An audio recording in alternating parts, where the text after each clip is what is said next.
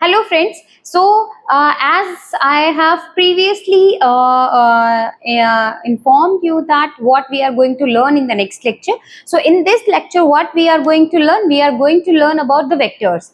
What are the vectors? These are the small DNA molecules which we are we are utilizing these molecule for either for some expression of some proteins or some vaccine production also, and for cloning a gene of interest to get a huge number of that particular fragment. So in simple language, how we can understand this? The vectors क्या होते हैं? Vectors are the small DNA molecules. ये हमारे पास बहुत छोटे DNA molecules होते हैं जो जिनको हम यूटिलाइज करते हैं कहाँ पे? वैक्सीन प्रोडक्शन में भी आपने देखा होगा कि हमारी जो वेक्टर बेस्ड वैक्सीन बहुत सारी अवेलेबल है मार्केट में, तो वहां पे भी वेक्टर सिस्टम्स यूज करे जाते हैं just to vaccinate the people for any pathogen. और आपने if you are doing research and you want to express your protein, there you are also using vectors. And third is if you are going to multiply your gene or you want a huge number of your target gene of interest, तो भी हम vector का use करते हैं. अब ये vectors होते क्या हैं, इनकी क्या प्रॉपर्टीज हैं, that we have to understand and we have to learn it.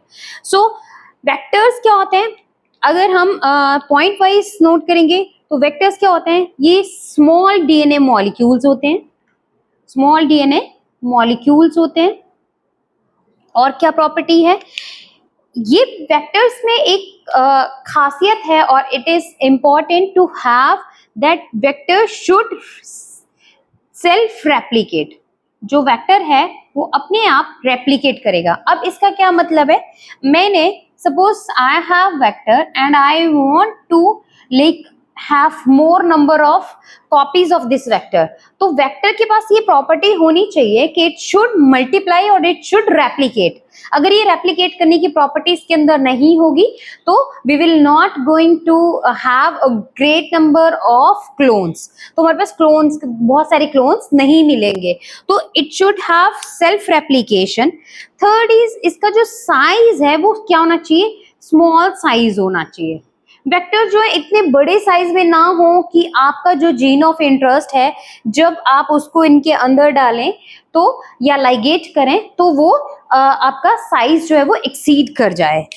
और इस fourth the point important point is कि अब हमने जब वेक्टर्स को हमने ट्रांसफॉर्म किया बैक्टीरिया में तो हमें इनको सिलेक्ट करने का भी प्रोविजन होना चाहिए. So the vector should have some selectable marker और सम सिलेक्शन मार्कर.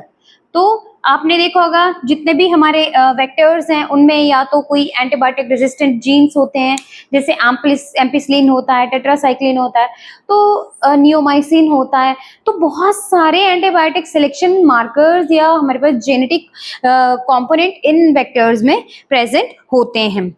और अगर हम फिफ्थ कंपोनेंट की बात करें तो फिफ्थ कंपोनेंट क्या होना चाहिए? इनका जो मॉलिक्यूलर वेट है वो क्या होना चाहिए? लो होना चाहिए. ऑब्वियस है अगर इसका साइज छोटा होगा तो मॉलिक्यूलर वेट क्या होगा? इसका कम होगा. सिक्स पॉइंट क्या होना चाहिए? इसकी जो ट्रांसफॉर्मेशन एफिशिएंसी है, मतलब इजीली ये ट्रांसफॉर्म हो जाए. अगर आप ट्रांसफॉर्मेशन में जाना चाहते हैं, अगर आप क्योंकि वेक्टर तभी उनका फायदा है जब वो एक अच्छे से ट्रांसफॉर्म हो सके and you will get successful recombinants. तो इजीली वो ट्रांसफॉर्म होने चाहिए. ऐसा ना हो आपने वेक्टर बना दिया एंड वो जाके ट्रांसफॉर्म ही नहीं हो रहा, you are not getting any recombinant host your DNA molecule. So इसीलिए इसका जो है ट्रांसफॉर्मेशन इनमें इजी होना चाहिए. सेवेंथ, इनका जो प्लाज्मिड जो आइसोलेशन है वो भी बहुत इजी होना चाहिए. एंड इट डिपेंड कि आपका प्लाज्मिड कहाँ जा रहा है, ये साइटोप्लाज्मिक फ्रैक्शन में है या पेरिप्लाज्मिक फ्रैक्शन में है, it depends. So that part you have to choose और study before selecting your vectors. जब भी आप वेक्टर्स के लिए जाएंगे सिलेक्शन के लिए तो आपको ये सारे पॉइंट्स जो हैं उनमें हमें देखने पड़ेंगे. सबसे पहला पॉइंट क्या था कि वो डीएनए मॉलिक्यूल डबल स्ट्रैंडेड होना चाहिए, स्टेबल होना चाहिए. एंड कई कुछ हमारे पास ऐसे जो आपके वेक्टर्स हैं, they are single standard also, which we will discuss in next lectures. तो but they are just few. So most of the vectors are double stranded molecules only, and they have property of self replication, means they have origin of replication, जहां पे आपके वो replicate करेगा, number of copies बनाएगा. Small size होना चाहिए, size इनका बहुत छोटा होना चाहिए, and दे कैन हैव एक बहुत ही इंपॉर्टेंट प्रॉपर्टी है इन सब के अलावा, including plus, that is it should have some site where we can integrate our target gene. तो इसमें इस वेक्टर में हमारा क्या होना चाहिए, एक बहुत एक पॉइंट ऐसा होना चाहिए, एक प्लेस ऐसा होना चाहिए जहां पे इजीली हम अपने इंसर्ट को लाइगेट कर सके. और ये जो वेक्टर्स हैं इनमें सिलेक्शन मार्कर भी होना चाहिए कि जब आपके पास रिकॉम्बिनेंट मॉलिक्यूल्स आ जाएंगे तो आप इनको रिकॉम्बिनेंट वर्सेस नॉन रिकॉम्बिनेंट जो आपके क्लोन्स हैं आप उनको कैसे सिलेक्ट करोगे. इजीली ट्रांसफॉर्म होना चाहिए और इनमें हमारा इजीली हम इनको प्लाज्मिड को आइसोलेशन कर सकें. अब हम इसमें एक बहुत इंपॉर्टेंट कंसेप्ट हम पढ़ेंगे कि वेक्टर में जब भी आपके पास कोई वेक्टर होता है इसमें एक पोजीशन ऐसी होती है जिस पोजीशन में आपके बहुत सारे एंजाइमेटिक साइट्स होती हैं. कौन सी साइट्स होती हैं, एंजाइमेटिक रिस्ट्रिक्शन एंजाइम साइट्स होती हैं, मल्टीपल एंजाइमेटिक रिस्ट्रिक्शन साइट्स होती हैं. बिकॉज इस प्रॉपर्टी के होने से हमें क्या फायदा होता है, इस प्रॉपर्टी जैसे I can clone my gene of interest in between two enzyme, so I can choose any two enzyme. तो आपके पास एक broad spectrum साइट होता है जिनमें हम कहीं भी अपने इंसर्ट को लाइगेट कर सकते हैं. ये साइट, इसका दूसरा बेनिफिट क्या होता है कि अगर ये यूनिक रिस्ट्रिक्शन साइट्स होंगी जो पूरे वेक्टर में नहीं होंगी बट यहाँ पे होंगी, सो ये यूनिक साइट की होने की वजह से क्या होगा, जो आपका जीन ऑफ इंटरेस्ट है वो पर्टिकुलर इसी प्लेस पे जाएगा, वो यहाँ नहीं कहीं भी इंटीग्रेट या लाइगेट करेगा, बिकॉज यहाँ से वो कहीं से भी डाइजेस्ट नहीं होगा. सो वेक्टर प्रिपरेशन एक बहुत ही इंपॉर्टेंट स्टेप है जिसमें मैंने शायद पहले डिस्कस भी किया है कि हमें कौन से एंजाइम चूज करने हैं, कौन से रिस्ट्रिक्शन साइट चूज करनी है, that we have to decide. तो ये जो मल्टीपल क्लोनिंग साइट जिसको हम MCS बोलते हैं, ये क्या होता है, मल्टीपल क्लोनिंग साइट. तो ये आप यहाँ पे 1 जीन 2 जीन 3 जीन आप इसमें ऐड कर सकते हैं. सो मल्टीपल क्लोनिंग साइट होने की वजह से you can use any, you have choice to use your restriction, different type of restriction enzyme, and you can ligate your insert here only, not here and there.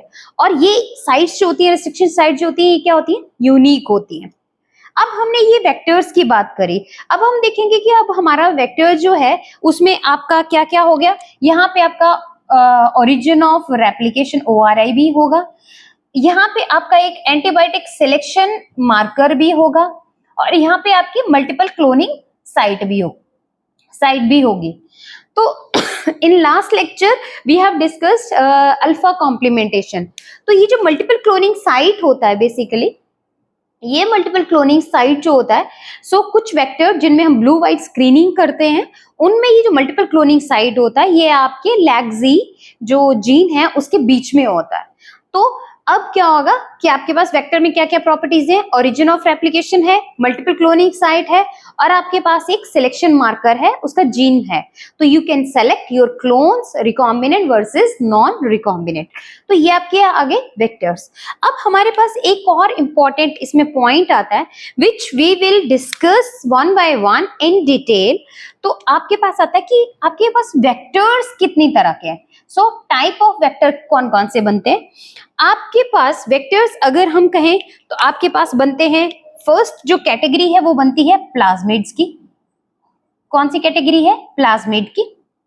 अब ये जो plasmid है they can utilize either your ये जो plasmids है ये आपके 3 तरह के प्लाज्मिड्स आ जाएंगे. ऐसे प्लाज्मिड जिनको हम बैक्टीरिया में ट्रांसफॉर्म कर सकते हैं, plasmid which we can transform into the yeast cell also, plasmids which we can transform into, or transfection के through we can introduce these plasmid into the mammalian cells. तो आपके पास plasmid में 3 तरह के होस्ट कौन से आ गए आपके? Bacteria, yeast and mammalian cell. तो आपके पास जो प्लाज्मिड की एक वन कैटेगरी है वेक्टर्स में, उसमें आप क्या किस किस में ट्रांसफॉर्म कर सकते हैं? Bacteria, yeast and mammalian cells में। अब आपके पास जो दूसरी कैटेगरी आती है वेक्टर्स में, वो आपके पास आती है बैक्टीरियोफाजिस। कौन सी आती है? बैक्टीरियोफाजिस। अब ये बैक्टीरियोफाजिस क्या होते हैं?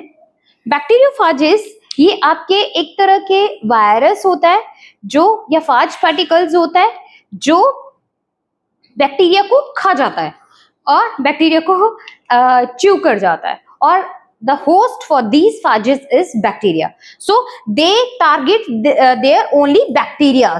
So आपके पास इस तरह के आपके पास कुछ ऐसे वेक्टर्स भी आते हैं जो सिर्फ बैक्टीरिया, अब इनका होस्ट जैसे नाम सजेस्ट कर रहा है बैक्टीरियोफाजिस, तो जैसे मैंने बताया कि ये क्या करते हैं, किसको टारगेट करेंगे? सिर्फ बैक्टीरिया को टारगेट करेंगे, ये मैमेलियन सेल्स और ईस्ट सेल्स को टारगेट नहीं करेंगे। तो आपका बैक्टीरियोफाजिस में होस्ट क्या आ जाएगा? आपका ओनली बैक्टीरिया। प्लाज्मिड में क्या था आपका? बैक्टीरिया भी था, ईस्ट भी था और मैमेलियन सेल्स भी हो सकते थे। तो 3 डिफरेंट टाइप ऑफ होस्ट जो थे वो प्लाज्मिड्स के लिए अवेलेबल थे, बट बैक्टीरियोफाजिस के लिए कौन था? सिर्फ आपके बैक्टीरियल सेल्स। अब अगर हम तीसरे टाइप का कहें तो हमारे पास कुछ क्रोमोसोम्स भी हैं, मॉडिफाइड क्रोमोसोम्स भी हैं, जिसमें हम याक और बैक आता है। तो ये जो लार्ज क्रोमोसोम्स हैं, ये किस लिए यूटिलाइज किए गए थे? ये यूटिलाइज किए थे और ये प्रिपेयर हुए थे, और ये दे वर डिस्कवर और they were constructed for inserting a large amount of DNA fragment. अगर आप एक बहुत बड़ा फ्रैगमेंट इंट्रोड्यूस करना चाहते हैं, क्लोनिंग करना चाहते हैं, तो उसके लिए ये आर्टिफिशियल क्रोमोसोम्स डेवलप किए गए थे। तो आर्टिफिशियल क्रोमोसोम में ईस्ट आर्टिफिशियल क्रोमोसोम है, बैक्टीरियल आर्टिफिशियल क्रोमोसोम है। तो ये सारे डिफरेंट टाइप के आपके पास जो है वो वेक्टर्स अवेलेबल है। अब ये जो वेक्टर्स हैं, कुछ ऐसे भी वेक्टर्स हैं जो प्लांट्स के लिए या प्लांट्स में एक्सप्रेशन के लिए भी यूटिलाइज करे जाते हैं, that is TI and RI. तो जब भी आपको किसी पर्टिकुलर टाइप ऑफ होस्ट से अगर आपको काम करना है, so you have to select your particular type of vectors. अब इसमें आपके कुछ वेक्टर्स ऐसे भी हैं जो वायरल वेक्टर्स हैं। क्या है आपकी जो 4th कैटेगरी? क्या है? Viral vectors. अब ये वायरल वेक्टर क्या है? जैसे आपके एडिनो वायरल वेक्टर्स हैं, लेंटिवायरल्स हैं। तो ये जो वायरसेस हैं, दे वर मॉडिफाइड टू फॉर्म और so that they can carry insert. जब भी वो उनको इतना मॉडिफाई किया गया है कि वो इन्फेक्शियस नहीं रहे, और फिर उनमें but they have the property, so अब वो क्या करेंगे? कोई भी इंसर्ट जो आपका टारगेट इंसर्ट है या जीन ऑफ इंटरेस्ट है, उसको कैरी करेंगे and they can be used as a vector for the any gene expression studies or for any vaccine production. Basically जो viral vectors हैं, they are used for vaccine production mostly. So हमारे पास 4 तरह के हमने vectors देखे जो most common आते हैं। एक है प्लाज्मिड, जिनका होस्ट बैक्टीरिया, ईस्ट और मैमेलियन सेल कुछ भी हो सकता है। बैक्टीरियोफाजिस, जिनका ऐसे फाजिस जो सिर्फ बैक्टीरिया को ही अटैक करेंगे और बैक्टीरिया उनका होस्ट बनेगा। क्रोमोसोम्स है, ये बहुत बड़े बड़े हमारे आर्टिफिशियल क्रोमोसोम्स है जो लार्ज जो सेगमेंट है डीएनए का, उसके लिए डेवलप किए गए थे। कुछ ऐसे वेक्टर्स हैं जो प्लांट्स के लिए हैं, जैसे आपका TI vector and RI vector. और आपका 5th कैटेगरी है आपकी वायरल वेक्टर्स, जो वैक्सीन प्रोडक्शन के लिए डेवलप हुए थे। और ये वायरल वेक्टर्स जो हैं, ये मोस्टली वैक्सीन के लिए यूज करे गए, but they are now being used for the research purpose also. So these are the type of vectors. अब ये जो आपके डिफरेंट टाइप ऑफ वेक्टर्स हमने स्टडी करे, इन सारे वेक्टर्स को हम 2 क्लासिफिकेशन में या 2 टाइप के वेक्टर्स में डिवाइड करेंगे। तो कौन कौन से 2 आ जाएंगे? एक आपका आ जाएगा क्लोनिंग वेक्टर्स, और दूसरा आपकी कैटेगरी आ जाएगी एक्सप्रेशन वेक्टर्स।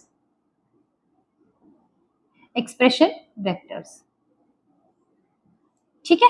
ये जो जितने भी हमने प्लाज्मा, जितने भी हमने वेक्टर सिस्टम्स पढ़े, ये सारे systems can be use depending upon कि किस तरह का वेक्टर है, या तो वो क्लोनिंग वेक्टर होंगे या एक्सप्रेशन वेक्टर्स होंगे। अब ये क्लोनिंग वेक्टर्स क्या हैं?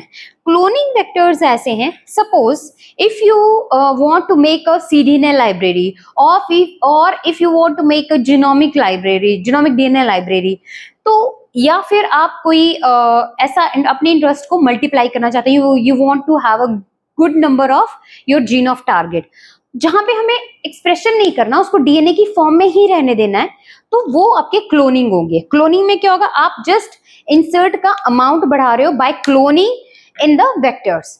इन वेक्टर के पास एक्सप्रेशन या प्रोमोटर्स या ऐसी कोई चीज नहीं है, और ये जस्ट क्या करेंगे, अपना नंबर बढ़ाएंगे and then you will have a huge amount of your target DNA.